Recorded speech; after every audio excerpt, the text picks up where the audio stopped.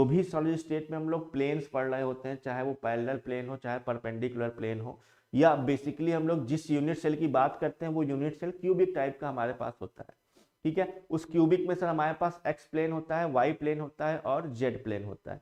ठीक है, तो अब कैसे समझेंगे कि अगर बाई चांस पूछ लिया कि बताइए रेशनल इंडेक्सेस क्या होते हैं। ठीक है, तो देखिए रेशनल इंडिसेस निकालने के तरीके हैं, जब तक रेशनल इंडिसेस नहीं निकालेंगे तब तक हम लोग मिलर इंडिसेस नहीं समझ सकते क्या होता है। ठीक है, तो पहले रेशनल समझेंगे और फिर रेशनल के बाद ही हम लोग सर मिलर इंडेक्स, यहाँ पर मिलर इंडिसेस समझ रहे होते हैं। ठीक है, आइए पहले रेशनल इंडिसेस समझने की हम लोग बात करते हैं, एक्चुअल में क्या होते हैं हमारे पास रेशनल इंडिसेस। अब देखिए ये पीजीटी के लिए है, पीजीटी में समटाइम्स क्वेश्चन पूछ लेता है, जैसे यूपी पीजीटी, उत्तराखंड पीजीटी के लिए है, और स्टेट जैसे बिहार में जो पढ़ने वाले स्टेट होंगे उनके लिए फिलहाल ये नहीं है ना, और जो DSSS वाले हैं उनके लिए भी ये होता है। क्लास में है सर, क्लास में है सर। जी जी, ठीक है, आइए देखते हैं फिर क्या है बेसिकली हमारे पास यहाँ पर ये चीज।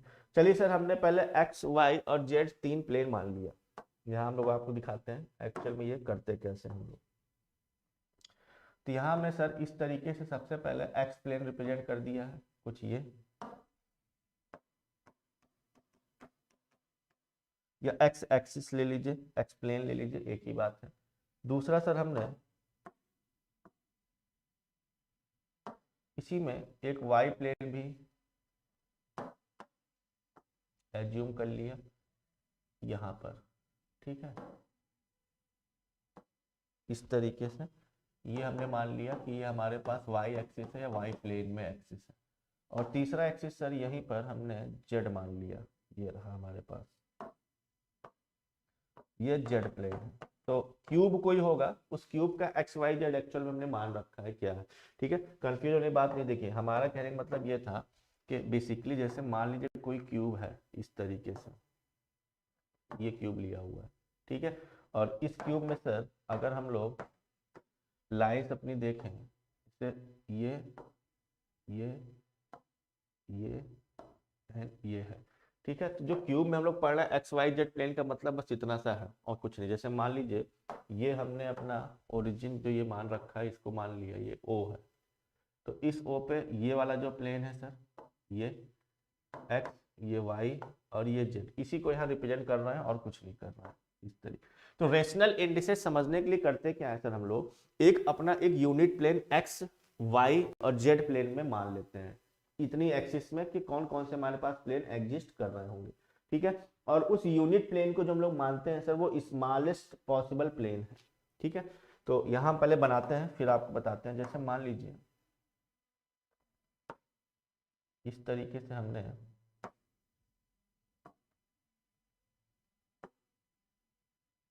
ये ले लिया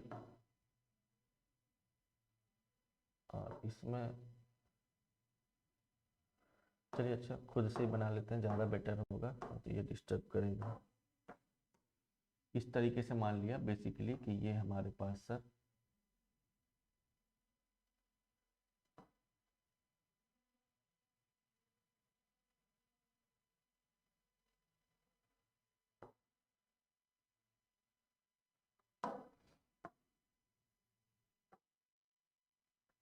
जी, ऐसे समझिए ये हमने लिखा और इन पॉइंट्स को नेम दे दिया सर हमने। ये पॉइंट हमारे पास ए है, ये पॉइंट हमारे पास बी है और ये पॉइंट हमारे पास क्या है सी। ठीक है, और यहाँ हम लिख भी दे रहे हैं सर एक्चुअल में ए बी सी है क्या। ए बी सी को हम लोग यूनिट प्लेन बोलते हैं। ये यूनिट प्लेन क्या होता है sir, this is the smallest possible plane. इसको हमने क्या बोल दिया, this is the smallest possible plane. ये एक स्मॉलेस्ट पॉसिबल प्लेन है। ठीक है, अब इसमें हमने डिस्टेंस भी मेजर कर दी। मान लिया सर ए के रेस्पेक्ट में ये ए है, बी के साइड पॉइंट में ये बी है और सी के साइड वाले पॉइंट में ये क्या है सी है। ये डिस्टेंस मान ली ए बी और सी। ठीक है, बेसिकली ये इंटरसेप्ट है। अगर देखा चाहो क्या बोल सकते हैं सर, अगर हम ऐसे बोलना चाहें इसी को तीनों प्लेन को ऐसे बोल सकते हैं कि इंटरसेप्ट इन एक्स डायरेक्शन। बताओ एक्स डायरेक्शन में यानी इस डायरेक्शन में जो इंटरसेप्ट आ रहा है इसका यह कितना है सी है। है ना, इसके रेस्पेक्ट में बोलना चाहेंगे तो कितना है, सी है, स्मॉल सी। इंटरसेप्ट इन वाई डायरेक्शन अगर आप बोलना चाहो, वाई डायरेक्शन यानी ये ऊपर, स्मॉल ए है इंटरसेप्ट जहां एक्सिस पर पॉइंट कट रहा होगा, and intercept in Z direction अगर आप निकालना चाहोगे तो ये जो बी लिखा हुआ है स्मॉल बी, ये स्मॉल बी मान लिया हमने, तो ये स्मॉलेस्ट हमारे पास पॉसिबल प्लेन हमने मान लिया। अब जब सर हम लोग इस स्मॉलेस्ट पॉसिबल प्लेन के रिस्पेक्ट में किसी दूसरे प्लेन के रेशनल इंडिसेस समझते हैं क्या होता है एक्चुअल में, ठीक है, कैसे समझेंगे, तो अगर मान लीजिए जिस प्लेन के लिए वो रेशनल इंडिसेस पूछना चाह रहा है, तो हमने इस तरीके से मान लिया कि किसी ऐसे प्लेन के लिए ये एक पॉइंट है मान लीजिए हमारे पास इस तरीके से, ये रहा, एंड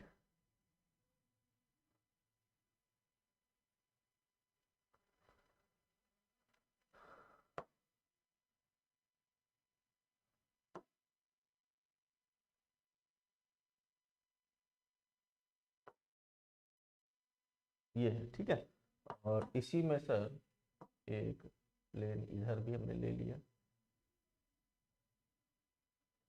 ये वाला, और इसी में एक ये इस प्लेन जो ब्लू वाला प्लेन हमने बनाया हुआ है इस तरीके से, इसका नाम कुछ हमने रख दिया सर, जैसे मान लीजिए इसको बोल दिया हमने एम, और इसको बोल दिया एल, और इसको बोल दिया एन, ये 3 पॉइंट ये ले लिए, एम एल एन, ठीक है, एम एल। अब इस एम एल एन प्लेन जो होता है एक्चुअल में, इस एम एल एन प्लेन का जो इंडिसेज होते हैं वो मल्टीपल इंटीग्रल होते हैं इसी ए बी सी के, यानी इस यूनिट प्लेन के, यानी कि जैसे मान लीजिए कि ये अगर बी है हमारे पास और ये बीच में हमने ओ बनाया हुआ है एक्चुअल में, तो पॉइंट जो हम बताना चाह रहे हैं वो समझिएगा, जो हम लिखना चाह रहे हैं कि अगर हम वैल्यू निकालें सर यहाँ से इस ओ से लेकर एम की, ओ से लेकर एल की, और ओ से लेकर एन की, ठीक है, तो ओ एम की वैल्यू, ओ एल की वैल्यू एंड ओ एन की वैल्यू अगर निकालना चाहे, यहाँ से देखिएगा, तो एक्चुअल में दिस इज द मल्टीपल, किसके मल्टीपल होते हैं, इसी बी के। तो अगर सबसे पहले पीछे की तरफ अगर हमने देखो यहाँ जो लिखा हुआ है ओ एम, तो ओ एम के रेस्पेक्ट में ओ एम, तो ये जो ए है स्मॉलेस्ट प्लेन, इसी ए का ये मल्टीपल होगा, ये जो डिस्टेंस होगी इसी ए का क्या कहलाएगा, मल्टीपल कहलाएगा।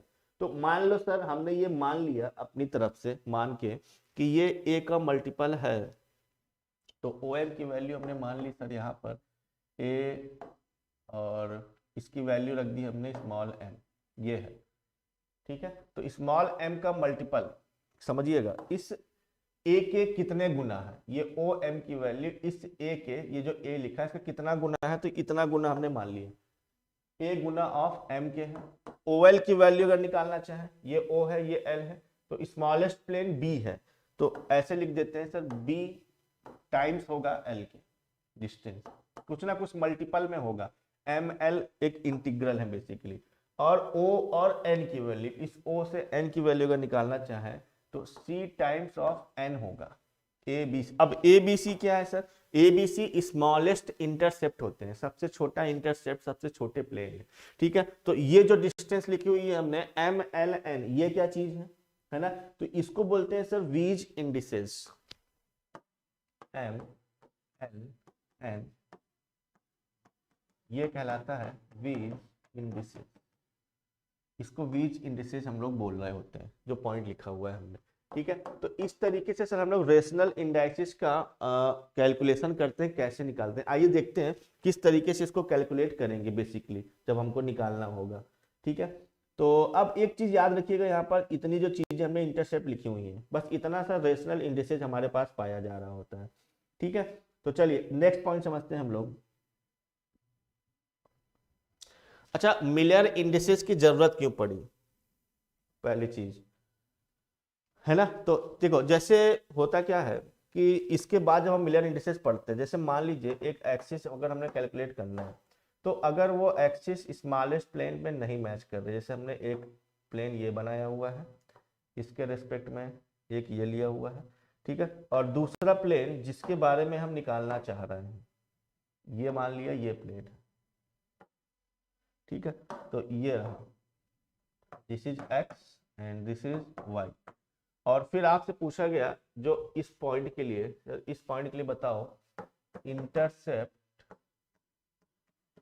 एट एक्स एक्सिस या एक्स प्लेन या एक्स डायरेक्शन कितना होगा। तो बताओ सर एक्स डायरेक्शन में क्या आप इंटरसेप्ट निकाल पाओगे? नहीं, क्योंकि भाई इस प्लेन के लिए जब एक्स डायरेक्शन में इंटरसेप्ट निकालते हो तो क्या एक्स के रिस्पेक्ट में ये प्लेन कहीं इसको कट कर रहा है? नहीं कर रहा है, स्ट्रेट चला जाएगा, यानी क्या आएगा? इनफाइनाइट। इनफाइनाइट आ जाने की वजह से ही अब रेशनल इंडिसेस का यहाँ पर प्रॉब्लम शुरू होती है, जिसको सॉल्व आउट किया किसने? मिलर